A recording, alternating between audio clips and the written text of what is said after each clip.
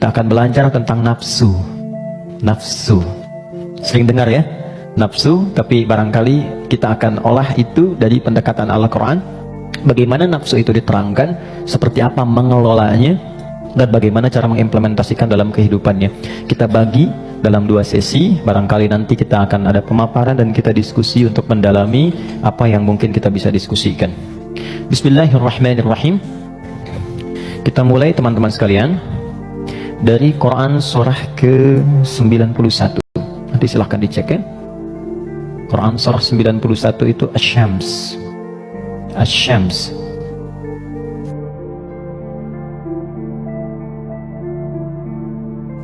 Ayat 7 sampai 10. Pelan-pelan. Wa nafsin wa ma sawwaha fa'alhamaha fujuraha wa taqwaha. Ini butuh fokus agak dalam karena memang pembahasannya cukup detil, tapi saya berusaha menyederhanakan yang mampu bisa kita pahami.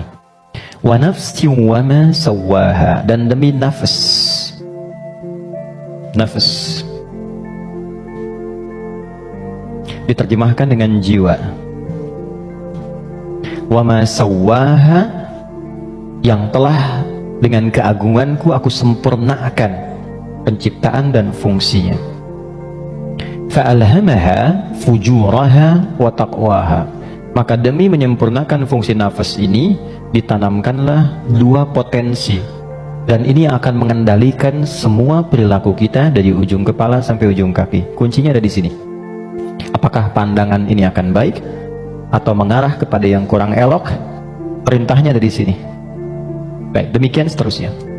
Fa'alhamaha fujuraha, ini fujur, wa taqwaha, ini taqwa. Qad aflaha man zakkaha, setiap orang yang mampu menjadikan kendali hidupnya bersumber dari potensi takwanya, maka seluruh perilaku hidupnya dari ujung kepala sampai ujung kaki akan mengantarkan ia pada kesuksesan dan kebahagiaan dari semua aspek kegiatan yang ia lakukan dalam hidup. Ini jaminan dari Allah. Jadi apapun yang Anda lakukan, Anda kerjakan, pekerjaan apapun yang sekarang sedang diikhtiarkan, itu akan cenderung terdorong mendekat kepada kebahagiaan dan kesuksesan jika patokan dalam mengendalikan itu semua bermuara dari sini. Wa qad khaba man dassaha, tapi bila yang digunakan sebagai acuannya adalah yang fujur, maka ini akan cenderung mengantarkan pada nestapa kehidupan. Tingkat yang paling rendah, khaba itu tingkat yang paling rendah, mendapatkan celaan, hinaan, cacian, macam-macam, bahkan sebelum berpulang. Ya, yang tidak paling menyenangkan itu hidupnya dicela, wafat dicaci, pulang ke akhirat disiksa, dan itu yang tidak paling mengenakan dalam kehidupan. Nah, sekarang dari satu surah ini, dari ayat 7 sampai 10, kita ingin dalami lebih kuat, dan pendalaman ini menuntut kita untuk lebih fokus karena ini kaitan dengan diri kita sendiri.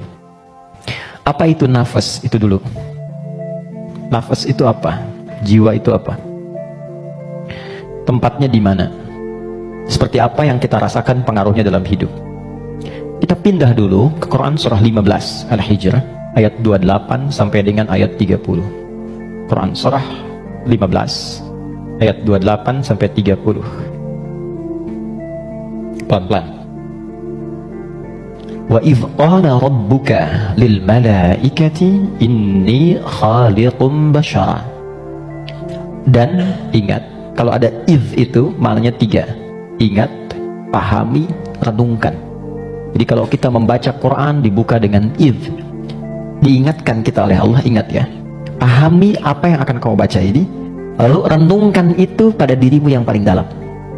Wa idh qala rabbuka lil malaikati, pahami, ingat, renungkan ketika Allah berfirman pada malaikat, inni khaliqun bashara, aku akan mencipta makhluk baru yang bukan malaikat, yang bukan jin. Jadi sebelum Allah mencipta kita manusia disebut dengan bashar di sini, maka sudah ada malaikat dan jin terlebih dahulu. Urutannya, malaikat dulu diciptakan dari cahaya, nur, lalu jin. diciptakan dari api nar. Ya, baru kemudian kita manusia, basyar. Karena itu ayat manusia 28, ayat tentang jinnya 27-nya. Jadi kalau Anda lihat ayat 27 di Quran surah 15, wal janna khalaqnahu ya min qablu min naris samum. Sebelum manusia ada jin dulu urutan yang diciptakan.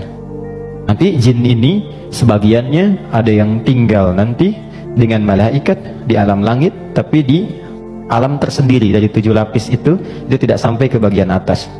Nanti ada yang tinggal berkehidupan di dunia, yang kelak fungsinya akan digantikan oleh manusia menjadi khalifah di bumi.